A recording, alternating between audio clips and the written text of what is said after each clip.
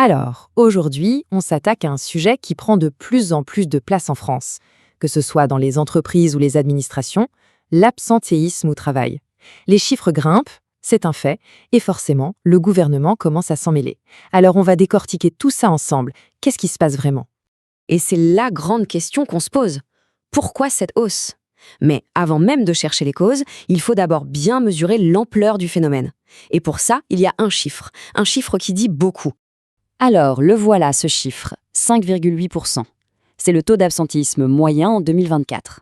Bon, 5,8%, ça peut paraître un peu abstrait comme ça. Mais pour se faire une idée, c'est un point de plus, une point, par rapport à 2023. En seulement un an, c'est une sacrée augmentation. Mais attention, ce chiffre, c'est une moyenne. Et comme souvent avec les moyennes, ça cache des situations très différentes. Et c'est là qu'on va commencer à creuser. Justement, allons voir ce qui se cache derrière ces 5,8%. Qui est le plus touché concrètement? Heureusement, on a des données assez fines qui nous permettent de dresser une sorte de portrait robot. Et le premier truc qui saute aux yeux, c'est l'écart entre les hommes et les femmes. C'est assez énorme en fait.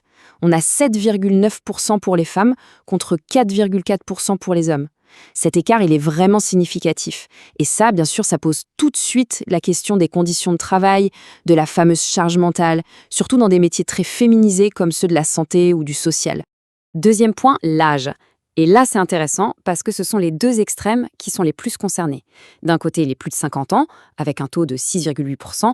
Là, on peut imaginer assez facilement que c'est l'usure professionnelle qui joue. Logique, après des années de carrière. Mais de l'autre côté, et c'est peut-être ça le plus surprenant, on a les moins de 30 ans à 5,4%. Et ça nous dit sans doute quelque chose sur le nouveau rapport au travail des jeunes générations. Et puis, évidemment, il y a des secteurs qui sont carrément dans le rouge. Les BTP, les transports, le commerce.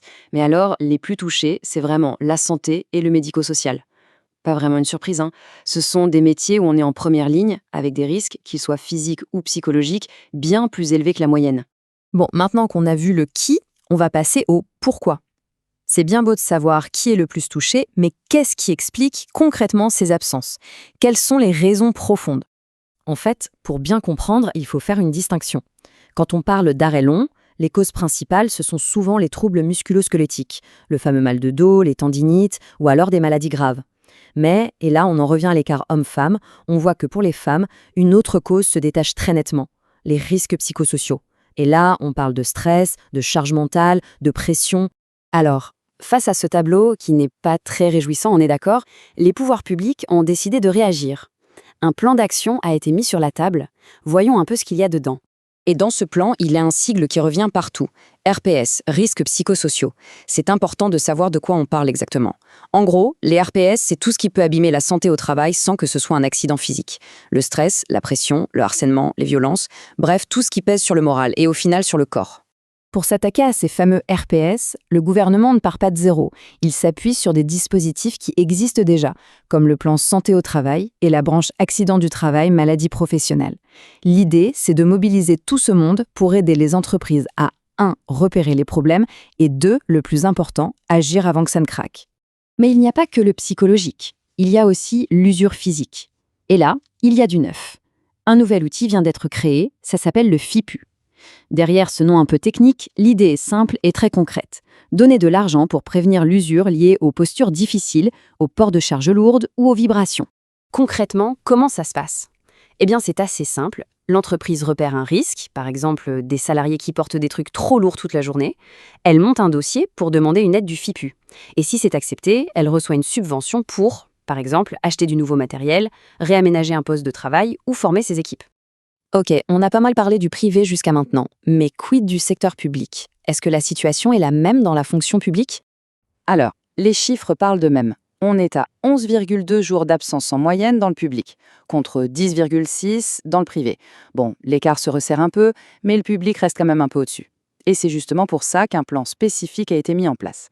Et ce plan pour la fonction publique, il repose sur une idée centrale. Un vrai changement de philosophie. Arrêter de réparer les gens et commencer à prévenir les problèmes. Le but, c'est d'agir bien en amont.